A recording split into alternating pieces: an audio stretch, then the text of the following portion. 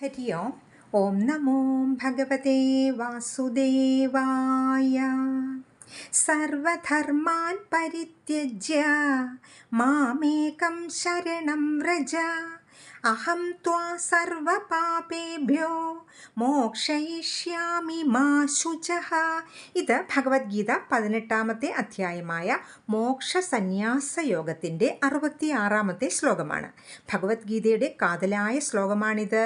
ഭഗവാൻ അർജുനന് സാംഖ്യയോഗത്തിൽ തുടങ്ങിയ ഉപദേശം അവസാനിക്കുന്നത് ഈ ശ്ലോകത്തിലാണ്. ഈ ശ്ലോകം ആദ്യം പറഞ്ഞിരുന്നുവെങ്കിൽ ഒരുപക്ഷെ അർജുനന് ഇതിൻ്റെ അർത്ഥം മനസ്സിലാകില്ലായിരുന്നു. ഇപ്പോൾ അർജുനൻ്റെ എല്ലാ സംശയങ്ങളും തീർത്ത് മനസ്സ് പക്വതയായപ്പോഴാണ് ഭഗവാൻ ഈ ശ്ലോകം ഉപദേശിച്ചത്. ഇതിൻ്റെ അർത്ഥം നമുക്ക് നോക്കാം.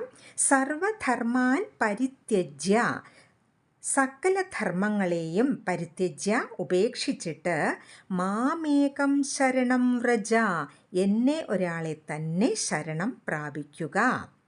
അഹം ത്വാ സർവപാപേഭ്യഃ, ഞാൻ നിന്നെ എല്ലാ പാപങ്ങളിൽ നിന്നും മോക്ഷയിഷ്യാമി, മോചിപ്പിക്കാം.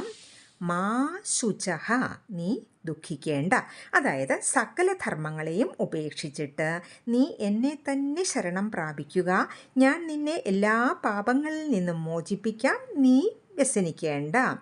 ഇവിടെ സർവധർമാൻ പരിത്യജ്യ എന്ന് പറയുന്നത് നമ്മളിൽ നിക്ഷിപ്തമായ കർമ്മങ്ങൾ എല്ലാം തന്നെ ഭഗവാന് സമർപ്പിക്കുക, പരിപൂർണ ശരണാഗതിയാണ് ഇവിടെ പറയുന്നത്. ബാക്കിയെല്ലാം ഭഗവാൻ നോക്കിക്കോളും.